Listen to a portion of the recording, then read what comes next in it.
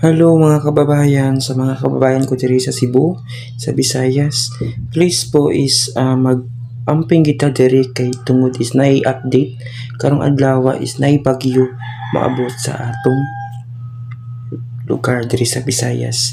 Ang pangan niya is bagyong Krising PH. Kaya mag-amping kita ninyo diri sa mga taga Cebu, mga kababayan ko, is mag-alert gid mo always ha.